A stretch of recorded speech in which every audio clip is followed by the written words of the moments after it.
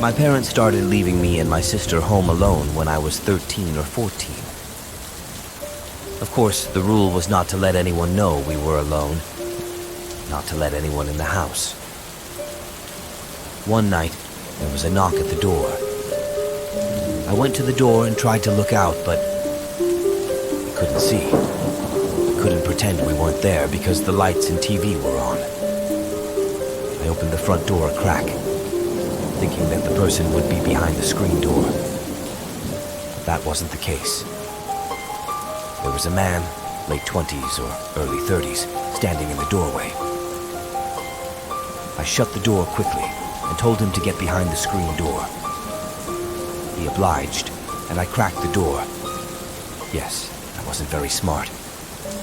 And latched the screen door. He told a story about his vehicle breaking down and his need to use a phone. I said I couldn't see a car, and he indicated it was further down the road. I asked why he walked past the two houses right next door to one, with no car in the driveway. He became agitated. Here's a general recollection of the conversation. Look, are you going to let me use a phone or not? No, my dad is sleeping. I can't let you go in his room to use the phone. Okay, bring the phone out here and I'll use it. I'm not letting you in the house. Just bring the phone to the door. It won't reach. Please leave.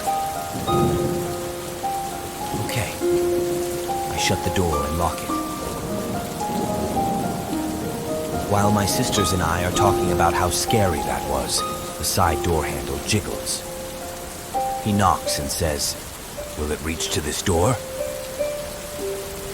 At this point, I tell him to go to the neighbor's house and use their phone. He starts to yell, "I bet your dad's not there. Let me in. I want to talk to him." I said, "Fine, I'll go get him." I then went into my dad's room and got a shotgun. I came out, racked it, and said, "Here, meet my dad." The guy started cursing and calling me names, but he left. Or at least that's what I thought. He had actually gone around to another door and tried that one. Our dog, who was outside at the time, began barking at him. He proceeded to do something that made the dog yelp and cry out. I screamed out that I was calling the police. He finally left. I felt really stupid for the entire interaction. I don't know if he was just a guy who needed a phone,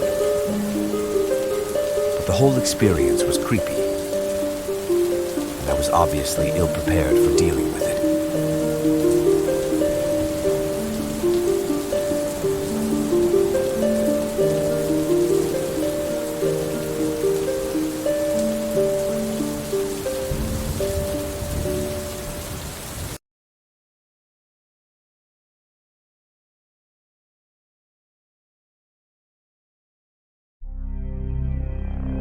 Some years ago, I believe I was 9 years old. We lived in a small house we were renting. We'd been there for a long, long time and had become rather lazy, storing everything in the second bedroom, where me and my sister shared a bunk bed. She got top because she was taller and would hit her head while getting up if on the bottom. So I'm lying in my bed, wide awake, staring at the bottom of the top bunk blankly. At the moment, there is literally nothing in my mind. I'm just a pair of eyes staring out into space. I continue to stare blankly until about 1 a.m. my sister is snoring. I didn't know she snored, coming from the window strategically placed right next to my head. I hear a loud, guttural growl. It doesn't sound in any way natural to this earth. You have to understand, I've never heard anything aside from crickets and cars come from that window. I slowly turn my head, and I start to see some sort of red light coming from the window. I'm thinking, maybe if I stay quiet, whatever it is will go away. Then my door slowly proceeds to creak open. I slowly look towards the door and watch in absolute and complete horror as the door creaks back closed, and I'm sitting here thinking to myself, "Oh my God, oh my God, oh my God." So I pull my pocket knife from where it's lodged, in the wood of the closest bedpost to my head. I continue to watch near the door when I feel something bump against my leg, which is under my covers in the bed. I'm now so terrified tears are streaming down my face, which is already moist from sweat. I feel my leg, and nothing is there. I realized I didn't hear my sister snoring anymore. I think to myself, "Oh my God, she's dead." And then something bumped my other leg. Now I can't breathe as I feel the area around that leg and feel nothing. The door creaks back open, and I fly out of my bed in nothing but my undies, hitting my head on the way. I trip over a toy and slam into the door as it closes. I hit the floor and saw a figure looking down at me. It was dark. I couldn't tell who or what it was until I hear my sister laugh and say, "What are you doing, silly?" I point at the window, then at my leg, and make a sound as I point at the door that I had just hit head first, as I begin to really start crying. Here's what had happened. The red light and growl both came from a new air conditioning unit our neighbor had installed, and it distracted me enough to not see or hear my sister get out of bed and go to the bathroom when she quietly opened the door, thinking I was asleep. One of our 6-week-old kittens got into the room and somehow got onto my bed and under my blanket, where it proceeded to bump against both my legs. My sister finished in the bathroom and came back. She quietly opened the door and closed it just in time without seeing me, for me to crash into the door. I'll never forget how afraid I was, but every time I look back on it, I laugh.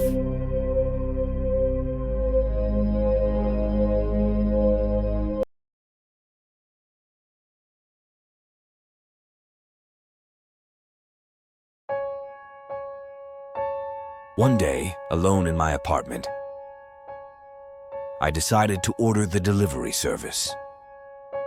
Ordinary story, right?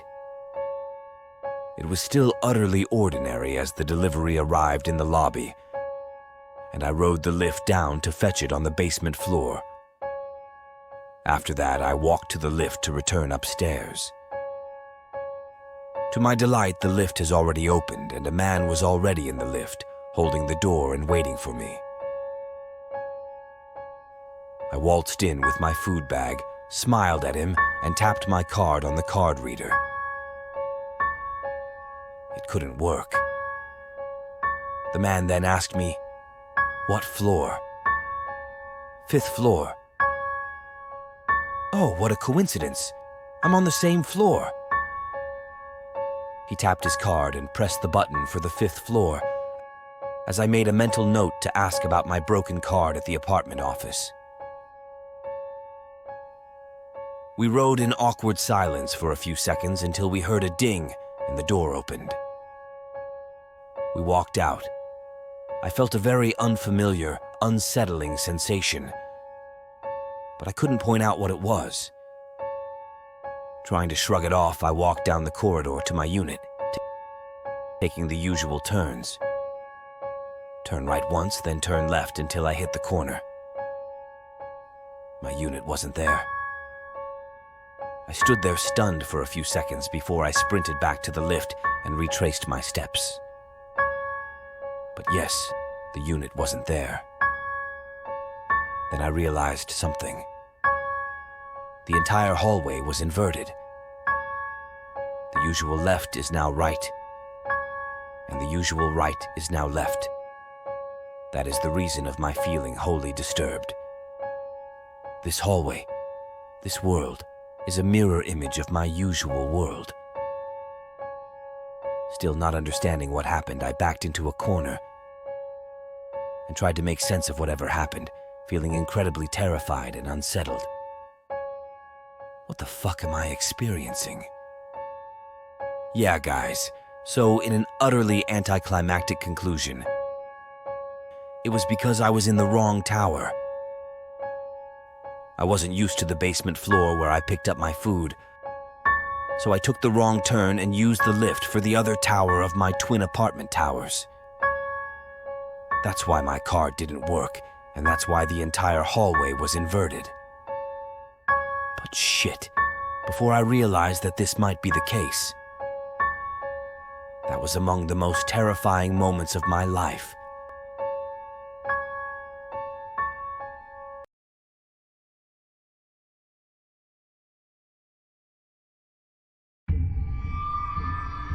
One late evening, there was a loud, panicked knocking at the front door. My wife and I exchanged puzzled glances.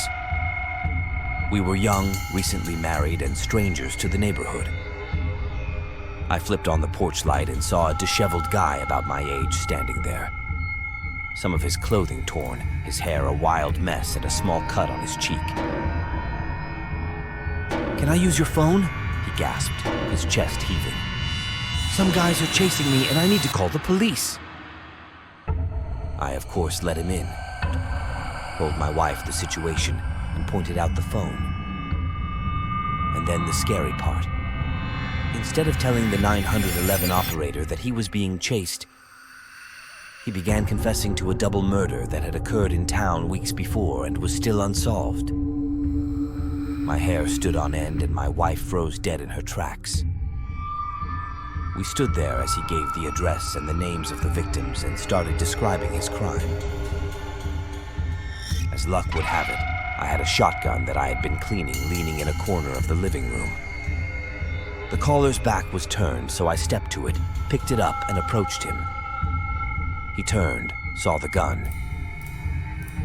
I pushed it into his gut and took the phone, motioning him to back up to the wall. "Oh," he exclaimed hoarsely. "You're gonna shoot me now?" "Not unless you move," I replied, hoping my voice sounded strong. Then I turned to the phone in my other hand. "Do you hear what he is saying?" I demanded. "We have a car on the way over." "I'm just trying to keep him on the phone until the officers arrive." The dispatcher informed me. Now I was feeling bolder. "He's not going anywhere," I declared. "I have a 12 gauge pointed at him." And so we stood there, rooted to our respective spots for what seemed like hours, but was no more than 3 minutes. There was a knock on the door, and then in walked the two biggest cops I have ever seen. They took our guest into custody and marched him out, thanking us for doing our civic duty.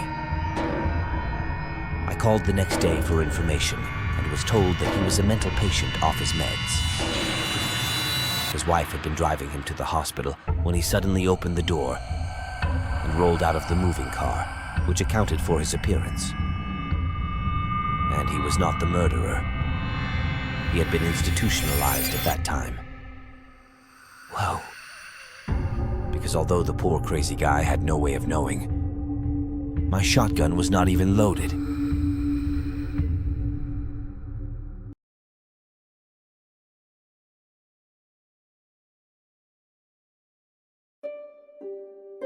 I was 14.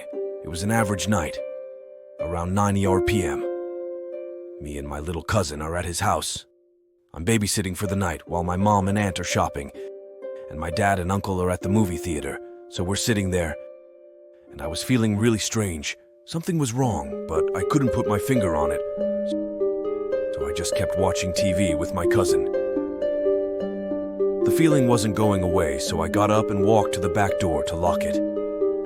When I came back through the kitchen, I saw what was causing my weird feeling.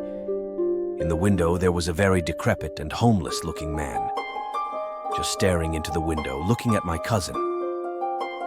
Protective mode turned on. I pretended like I didn't see the guy, and I told my little cousin that we needed to go upstairs because our parents would be home soon, and they wouldn't want him to be staying up late. So I went upstairs and put him to bed, knowing damn well that there was a man outside that wanted in. I was about 125 pounds and 5'8" at the time, and I played football for my school, if I remember correctly. I went downstairs and straight into the kitchen and grabbed one of those meat tenderizing hammers, turned back to the window where I saw him before. Not there. Ran back to the front door and checked that it was locked. Both the deadbolt and the knob were locked. Ran back upstairs with my meat tenderizer and went into my cousin's room and sat down in front of the door. He asked me what I was doing, and I said that he didn't need to worry about it and that he should keep his head low. Called the cops and then my dad and uncle. Cops would take half an hour and my dad and uncle were 45 minutes away. Then I hear a window shatter and the sound of heavy boots walking around on the main floor. I heard him opening the doors to my aunt and uncle's room. Then the bathroom. He walked back downstairs.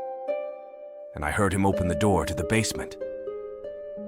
15 minutes later, the police showed up and burst into the house. Turned out the guy was loose from a mental hospital 1 province away.